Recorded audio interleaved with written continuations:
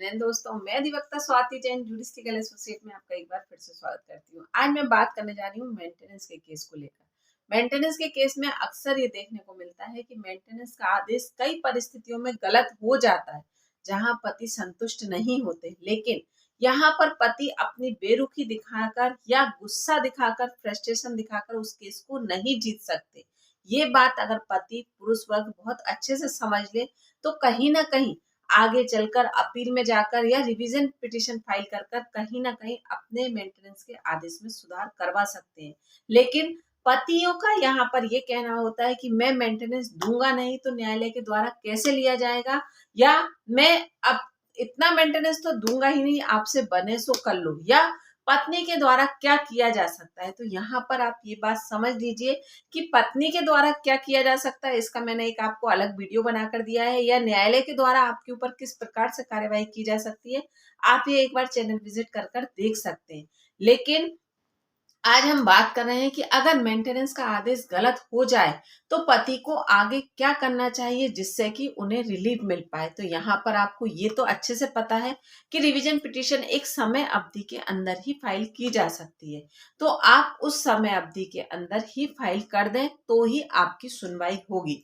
लेकिन बात करते हैं कि अगर रिवीजन पिटीशन फाइल भी की जाती है तो यहाँ पर काफी लंबे समय तक उस चीज पर कार्यवाही चलेगी। ऐसा तो नहीं है कि तुरंत ही आपको उस चीज के परिणाम मिल जाएं या तुरंत ही उस पर कार्यवाही शुरू हो जाए। तो यहाँ पर जब भी आदेश मिलेगा, जब भी ऑर्डर होगा, तो यहाँ पर डेट ऑफ एप्लीकेशन से होता है, या ये भी फैक्ट है कि जब आप रिवीजन पिटीशन फाइल करते हैं तो यहाँ पर पहले ही हाई कोर्ट में ये कहा जाता है कि जो भी एरियर से पहले आप उसको कंप्लीट करिए, फिर हम आपकी बात सुनेंगे। क्योंकि आज की तारीख में पत्नी किस प्रकार से स्ट्रगल कर रही है, पहले उसका कुछ परसेंट मतलब 50%, 75% तक का आदेश दे दिया जाता है कि जो भी एरियर्स चला आ रहा है पहले आप न्यायालय के समक्ष उसे जमा करिए, उसी के बाद आपकी सुनवाई होगी। तो ऐसी परिस्थिति में पति को क्या करना चाहिए, आज हम इसी पर बात करते हैं। जानकारी पूरी पाने के लिए वीडियो में बने रहिए। और अगर अभी तक आपने मेरे चैनल को सब्सक्राइब नहीं किया है तो मैं आपसे रिक्वेस्ट करूंगी कि मेरे चैनल को सब्सक्राइब कर लीजिए ताकि आने वाली वीडियो की नोटिफिकेशन आपको मिल सके। चलिए बात करते हैं कि अगर ऐसी परिस्थितियां निर्मित हो जाए पति के सामने कि पति को लगे कि आदेश गलत हो गया है, तो यहाँ पर पति को कदम कैसा उठाना चाहिए। तो यहाँ पर पति को अपना हार्ड नेचर नहीं दिखाना चाहिए कि नहीं मैं नहीं दूंगा, आपसे बने सो कर लो। ये पहली और बहुत काम की सीख है जहां पर पुरुष वर्ग इस केस को आसानी से जीत सकते हैं या अपने फेवर में ला सकते हैं। क्योंकि कई बार परिस्थितियां वास्तव में ऐसी होती हैं कि जहां पति की पॉकेट अलाउ नहीं कर रही है इतना मेंटेनेंस देना, लेकिन पत्नी के द्वारा ऐसी कई चीजें रख दी गई हैं कि जहां न्यायालय के विवेक अनुसार पति के पास बहुत कुछ है, लेकिन यहाँ वास्तविकता ये है कि पति की स्थिति ऐसी नहीं है, या पति पर डिपेंड ज्यादा लोग हैं जिसके कारण पति ऐसा नहीं कर सकता। लेकिन अब न्यायालय के द्वारा आदेश हो गया है तो पति उसमें सुधार कैसे करे। तो यहाँ पर अगर आप ये बात कर सकते हैं, जो कि अंतिम भरण पोषण की बात आती है, जो कि फाइनल भरण पोषण की बात आती है कि आपको इतना देना ही है, तो आप वहां पर अगर ऐसा है तो आप एक तथ्य ये रख सकते हैं कि मैं इंस्टॉलमेंट के माध्यम से दूंगा। न्यायालय आपकी इस बात को मतलब फैमिली कोर्ट आपकी इस बात को कंसिडर करती है। ऐसा नहीं है कि आपको ये कहा जाए कि नहीं आपको इस समय अवधि की को ही देना होगा, क्योंकि न्यायालय के द्वारा भी हर व्यक्ति के खिलाफ सॉफ्ट कॉर्नर रखा जाता है। ऐसा नहीं है कि पत्नी के लिए ही सॉफ्ट कॉर्नर रखा जाता है। अगर आप दे सकते हैं इंस्टॉलमेंट के माध्यम से दे सकते हैं, कुछ समय लेकर दे सकते हैं, तो यहाँ पर इस तरह से भी आदेश कर दिया जाता है कि हाँ आपको इस समय में इतना अमाउंट पे करना है, इस समय में आपको इतना अमाउंट पे करना है, और फुल एंड फाइनल आप इस समय तक कर देंगे। एक रास्ता ये है। दूसरे रास्ते की अगर हम बात करें तो जहां आपको लगता है कि नहीं मैं इतना दे ही नहीं सकता चाहे कुछ भी हो जाए, तो यहाँ पर आपको इस तरह से केस नहीं करना, इस तरह से रिएक्ट नहीं करना चाहिए। आपको यहाँ पर ये बात रखनी होगी कि नहीं आप रिवीजन पिटीशन फाइल कीजिए। अगर फैमिली कोर्ट से आदेश हो गया है और आपको लगता है कि आप किसी भी हालत में ये नहीं दे सकते, तो आपको यहाँ पर रिवीजन पिटिशन फाइल करना चाहिए वहां पर। और जो आप दे सकते हैं, मतलब अगर 50,000 का ऑर्डर हुआ है कि मतलब आपको 50,000 मंथली देना है, 30,000 रुपये मंथली देना है, या 1 लाख रुपए मंथली देना ही होगा आपकी कैपेबिलिटी को देखकर जो आदेश हुआ है, तो यहाँ पर आप जितने कैपेबल हैं, जितना आपकी पॉकेट अलाउ करती है, आप उतना हर मंथ कोर्ट में जमा कराना शुरू कर दीजिए। इसके आपको बेनिफिट मिलेंगे जब आप हाई कोर्ट में रिवीजन पिटीशन फाइल करते हैं, तो जहां पर केस खुलने से पहले ही ये कहा जाता है कि जो एरियर्स है आप उसका 50% 75% जमा कीजिए, तभी आपकी केस की सुनवाई होगी। तो यहाँ पर एक आपका सॉफ्ट कॉर्नर दिखता है, या आपकी इमेज पॉजिटिवली जाती है कि आप देना तो चाहते हैं लेकिन आप दे नहीं पा रहे हैं। मतलब यहाँ पर आपकी मजबूरी बयां होती है, ना कि आपका अक्कड़पन कि मैं पत्नी को किसी भी प्रकार से सपोर्ट करने के लिए तैयार नहीं हूँ, या मैं डिवोर्स ले रहा हूँ, मैंने विवाह कर लिया लेकिन मैं अपनी जिम्मेदारी उठाने के लिए तैयार नहीं हूँ।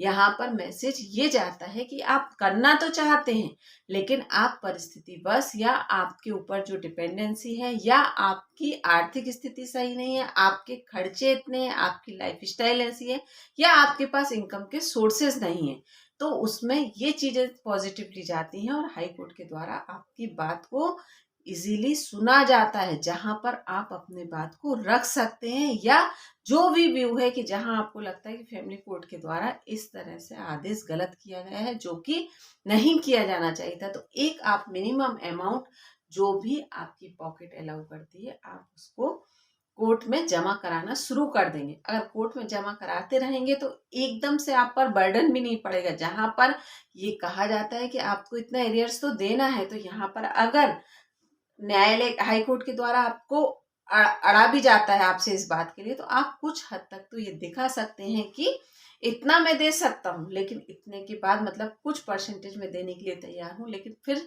फुल एंड फाइनल की कंडीशन में आप देंगे। तो यहाँ पर मेंटेनेंस का आदेश गलत होने पर जो पुरुष वर्ग के द्वारा गलती की जाती है कि अब मैं उपस्थित ही नहीं रहूंगा, अब मैं मेंटेनेंस ही नहीं दूंगा, या कौन ले सकता है मुझसे मेंटेनेंस, अब मैं न्यायालय में जाऊंगा ही नहीं, या मैं अपनी जहां पर मैं रहता हूं वहां मैं रहूंगा ही नहीं। तो यहाँ पर इस तरह की एक्सक्यूजेस से, या इस तरह से आप ये सोचते हैं कि मैं मेंटेनेंस का आदेश होने के बाद इस तरह से रिएक्ट करूं, तो यहाँ पर आपको पॉजिटिव रिजल्ट नहीं मिलेंगे।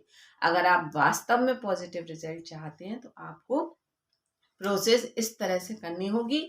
और मैंने आपको 2 तरीके बताए। यहाँ एक बात तो आप, अगर आप कैपेबल हैं, दे सकते हैं, धीरे धीरे दे सकते हैं, तो आप यहाँ पर इंस्टॉलमेंट की बात रख सकते हैं।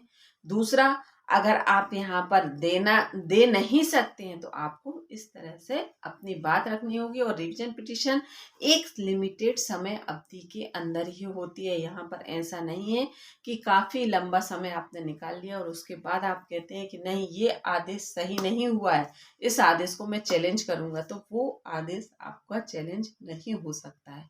तो यहाँ पर इस बात का ध्यान रखते हुए, अगर मेंटेनेंस के आदेश गलत हो जाता है तो आप कार्यवाही करेंगे, तो आपको रिलीफ 101% मिलेगा। क्योंकि यहाँ पर कई परिस्थितियों में ऐसी चीजें देखने को मिलती हैं कि जहां पर पत्नी के द्वारा इस तरह से एविडेंसेस दे दिए जाते हैं और न्यायालय के द्वारा उन परिस्थितियों को देखकर ही जजमेंट दे दिया जाता है। लेकिन हर बार मैं आपसे यही कहती हूँ कि न्यायालय के द्वारा सिर्फ और सिर्फ एविडेंसेस देखे जाते हैं। अगर आप पत्नी के द्वारा जिस तरह से प्रूफ किया गया है कि आप इतने कैपेबल हैं, आपके पास इतनी संपत्ति है, इतनी इनकम है, अगर आप इसके बेहद में आप बताते हैं कि नहीं मेरे पास संपत्ति है, तो लेकिन वो संपत्ति में इतने हिस्सेदार भी हैं, ये चीजें बहुत ज्यादा देखने को मिलती हैं कि पत्नी को विवाह के बाद ये तो मालूम है कि पति की इतनी संपत्ति है, लेकिन ये पति को मालूम है। क्योंकि अगर हम अपने भारत की बात करें तो यहाँ पर शादी जो अरेंज मैरिज होती है उसमें करने का तरीका ही यही होता है कि हमारे पास इतनी संपत्ति है। जब डिवोर्स की बात आती है, जब मेंटेनेंस की बात आती है, तब पता चलती है कि वो संपत्ति है तो, लेकिन उस संपत्ति के हिस्सेदार कितने हैं। तो पत्नी तो उसी आधार पर प्रूफ करने जाती है कि नहीं मेरे पति के पास इतनी संपत्ति है, लेकिन अब ये आपको प्रूफ करना होगा कि उस संपत्ति के हिस्सेदार कितने हैं। यहाँ पति की इनकम तो दिखाई जाती है, लेकिन यहाँ पर ये नहीं दिखाया जाता शादी करते समय कि उस इनकम पर कितने लोग डिपेंड हैं। तो ये पति ही दिखा सकता है कि उस इनकम पर कितने लोग डिपेंड हैं। या पति इस जगह पर जॉब करता है तो जगह पर जॉब करने के लिए पति को अपनी लाइफ स्टाइल मेंटेन भी करनी होती है।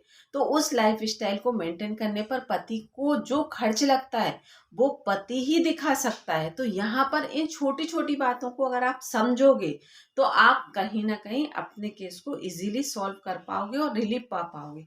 तो यहाँ पर मेंटेनेंस का आदेश होने पर आपको सबसे पहली बात यही दिमाग में रखनी है कि आपको अक्कड़पन ना दिखाते हुए आपको सॉफ्टली चलना है और अपनी बात को रखना है, जो कि पुरुष वर्ग के द्वारा 99% गलती की जाती है कि अब बने सो कर लो, या मैं दूंगा ही नहीं तो आप मेंटेनेंस लोगे कैसे। तो यहीं पर पुरुष वर्ग का माइनस पॉइंट शुरू हो जाता है और पत्नी का केस अपने आप में स्ट्रांग हो जाता है। जानकारी अच्छी लगी हो तो एक बार मुझे कमेंट बॉक्स में कमेंट करके जरूर बताइएगा। धन्यवाद।